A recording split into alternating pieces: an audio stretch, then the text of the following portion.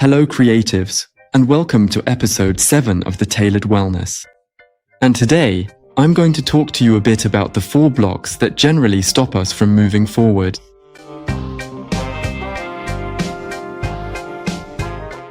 This is really a topic that's a bit, how can I put it? Not exactly cliché, we hear about them often, but I wanted to talk about them in relation to what I've experienced in fashion, and even before that. In fact, even when I was at Dupery doing my BTS in architecture. But these are things that, I think, go beyond just that. And I think the first thing that blocks me today, when I want to be creative, is the financial burden. It's this, but it's a taboo subject. Generally, you're not supposed to talk about money as a creator, you're not supposed to say these things. No, at some point, you have to be comfortable with finances, you have to talk business, so that means talking about money. The fear of not having enough is something that can freeze me up and make me wonder how I'm going to pay the bills. It's not a question of money not coming in, it's more a question of cash flow, but I also think it's more of an internal feeling and a projection rather than reality.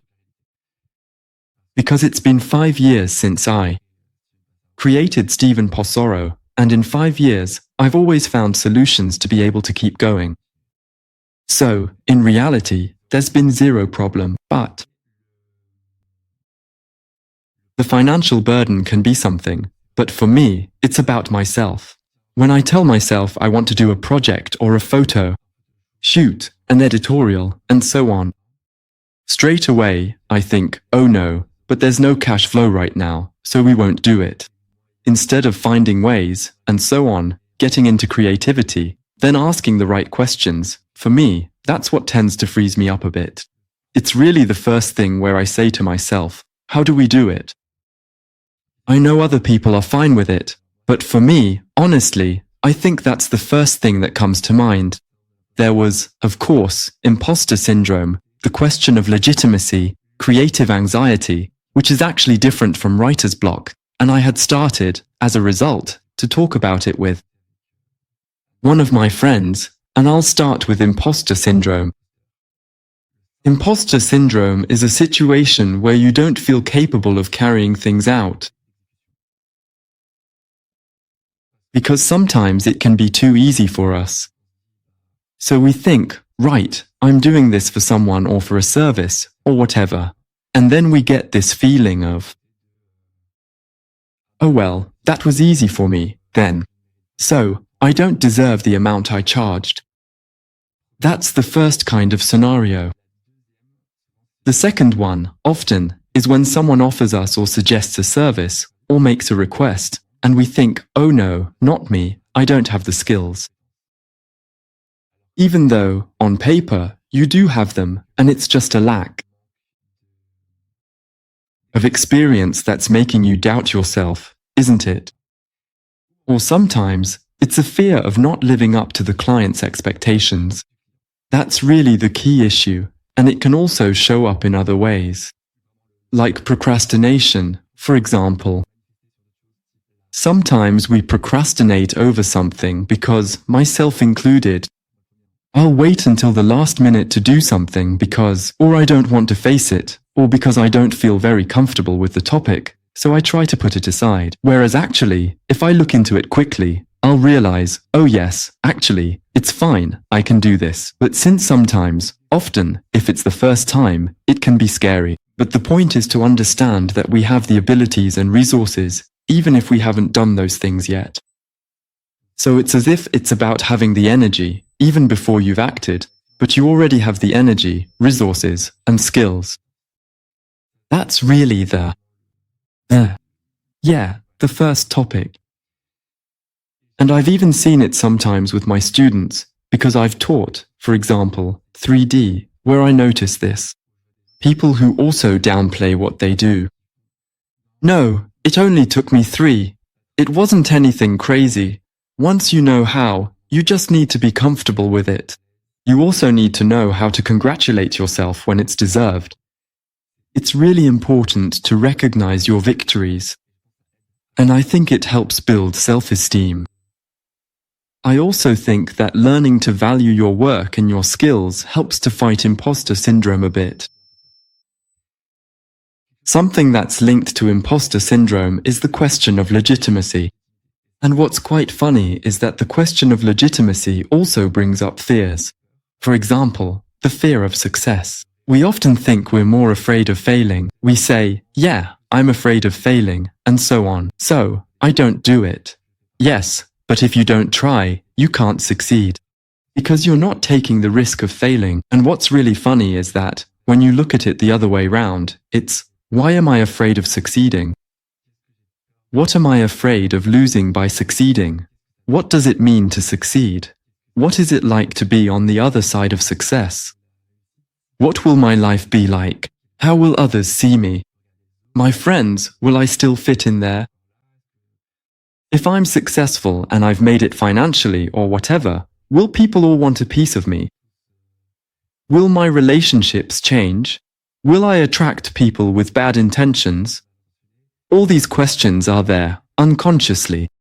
And it's interesting, sometimes, to dig a little deeper. Is it that I'm afraid of failing, or am I actually afraid of succeeding? So then, if this success brings about imposter syndrome again, like, in the end, I'm just an ordinary person, and so on. But there you go, I've made it. And so, there's this fear that someone will discover your true self, but you've succeeded. So, there's no need to question whether you deserve your place in that success. Unless, of course, you're being dishonest. That's your problem, not mine. That's not my story. But there you go, there's this question of wanting to feel legitimate. For example, in my case today, as I mentioned in another episode, I practice Reiki. Do I feel legitimate? And ready? That's more the point. Do I feel legitimate in doing it? I could say yes, because I've got the diplomas, the training, and so on. Do I feel ready to do it? Not really. Am I challenging myself to be ready to do it and to feel legitimate? Yes, that's in progress. But sometimes, it's a matter of how we manage to overcome these questions. It's also, I don't know, for example, you take part in competitions and awards. Do you feel you deserve to have it? Or is your self-esteem, your sense of your own work, a bit fragile too, and you think, actually, no, I don't deserve it? And sometimes, it's even stronger than that, meaning you can't even apply for these competitions. Unconsciously, you think you don't deserve it. Consciously, you tell yourself, yes, I do deserve it, and so on. But the unconscious energy, which is also unconsciously shared with the rest of the world, is the energy, the frequency of I don't deserve it. So, I'm not going to attract these good things to myself. So here, I'm getting a bit into spiritual stuff, the law of attraction and all that, but it's really to get you into the mindset of why it's important to feel legitimate. And if you don't feel legitimate, or you're stuck in imposter syndrome, work on it. It's really important. I'm thinking right now of people I know a bit, who've made a success of their careers, and even after years and years, they still don't feel legitimate or not necessarily legitimate, but rather, they still have imposter syndrome. But it's more a personality thing. People who have certain cognitive abilities, and deep down, they tell themselves, yes, but it's easy for me. Yes, for you, sure, but maybe not for the rest of the world. So you need to rethink your scales of comparison a bit. And when I talk about comparison, I mean not comparing yourself. You don't compare a horse with a seal or anything like that. Compare yourself to who you were 6 months ago, a year ago, 5 years ago. Not to your neighbor. It's pointless. You're setting yourself up to fail, to feel depressed. I think that's also one of the things that holds us back. In fact, yes, the biggest obstacle is comparison. I'm the first to compare myself to other creators, thinking, oh, so-and-so does it better than me, or that person has done better than me. Why? Because actually, I sometimes like to be in their shoes, and sometimes not. But often, it's also inspiring to see how someone has achieved something you'd like to do yourself. But comparison is dangerous, because it can quickly turn into something that, instead of driving you, becomes a burden and holds you back, leaving you inactive instead of taking action. So be careful with that. A little side note on that, more generally speaking. So, recently, I've been doing systemic family constellation therapies. That's what has helped me the most to refocus and get past these different blockages, and also to understand why I had them, because sometimes these blockages are actually protections, and it's about how we remove these unconscious protections, because obviously, we don't see them, otherwise it would be too easy. It's just, there's no magic button. You have to dig, write things down. Why am I afraid? What does that mean? In fact, sometimes you trace things back really far. Very simple, but your unconscious has decided that not feeling legitimate is a way to protect yourself. So, it means staying in the shadows, not being visible. So my life is safe that way. Clearly, you need to be in the spotlight to be able to grow, to expand, to build relationships, make connections, and develop your image. Another feeling that's linked to this, in my case, is the need for external validation from the industry. That's just like comparison. It's about trying to tick all the little boxes, like, I want to be featured in this magazine, have that interview published. I'd like to have this particular media outlet come to see me. I'd like, to have this press officer, that sort of thing. Sometimes it's extremely painful to be stuck on this sort of industry checklist. Because if you're always seeking validation from outside yourself, it's never ending. You'll spend your whole life running after it as long as you haven't understood that your validation must come from within, and you need to validate your own desires, feelings, and direction before anyone else's. The issue is, first I do something for myself, I love what I do, and as a result, others appreciate it. And to go even further, there's this idea that wanting to please everyone means pleasing no one. And I still remind myself of this today. Beware of the trap of it's a small world after all at Disney. That's not it. You have a vision. It's not going to please everyone, and that's a good thing, because we're not here to please everyone. Me included. So, that brings me to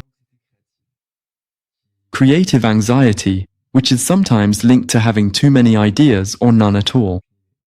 The fear of what others think, the fear of yourself. Have you ever been afraid of yourself?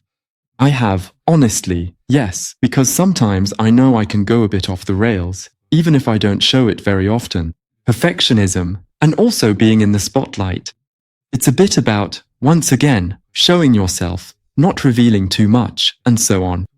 And above all, there was the time when I talked about it with my first friend Khan. It was really about how to avoid becoming an anxious creative. Being in performance mode, meaning you always have to keep your head held high. That's life. Instagram, always perfect, always. In the end, it really does put creative pressure on you. This pressure stops you from moving forward and from finding the right ideas. You keep questioning if it's the right decision. Am I doing this because someone asked me to? Listening too much. I think I've said this before. Listening to others too much. You just end up even more lost. It quickly turns into a mental jumble about which direction, which compass to follow in your work. The fear of being judged sometimes means not daring to try things, because you feel like you'll come across as cringe. Me, for starters, if you told me 5 years ago that I'd be making TikToks, a bit of fun, light-hearted, messing about in front of the camera with my team, I would never have believed it. But if you look at anyone who's cool today, they were cringe before they were cool. And that's something you really need to take on board. Don't be afraid. Be afraid. I was scared but did it anyway. Feel the fear and go for it. Just do it. Again, it's better to get it done and a bit. Not perfect, but just do it. On. I'm the one losing my train of thought now. Talking too much. I've lost my thread. It's all right. Everything's fine. So how do I overcome these blocks? Once again, it's about surrounding yourself with the right people. That works really well for me because I love a bit of back and forth and team brainstorming. When there's an idea, something that's stuck, or my brain goes into tunnel vision mode, and so on. It's about getting back into the game a bit, getting back into the exchange with the team. Recently, for example, there was my friend Tibor who found a pattern from the McQueen archives, Plateau, Atlantis, so we had fun resizing it, making it in 3D, and so on, and just spending 2 or 3 days doing that. Well, I sort of cut myself off from social media. I put myself in a bubble and the enjoyment came back. I managed to break out of that performance rut a bit and told myself, okay, I'm not having fun anymore, and it's important to enjoy yourself when you're working. And that would really be my advice. Always have those people around you, and your team tells you, you're not having fun. Now you're just doing. Not in creative being, but in creative doing. Those are two important concepts. Doing and being. We're creative. Yes, we do creative things. But if you're too focused on doing and not on being creative, that can also end up blocking you. And I think that's the best thing, to come back to yourself, to being, and to get moving again. Both getting moving and, at the same time, slowing down. Slowing down the pace of work, but getting yourself moving. Which helps you rediscover the playfulness and the desire to do what you do it for, and why you're passionate about it. Once again, it's a privilege to be able to be this creative. And I think we have a lot to say as creatives. So, it's precious. Taking care of yourself, then, is precious too, and your message is just as valuable. Don't hesitate to tell me which blockage you struggle with the most. What do you do to get yourself unstuck? Or are you just stuck in a constant downward spiral? I look forward to chatting with you in the coming days, and I'll see you soon.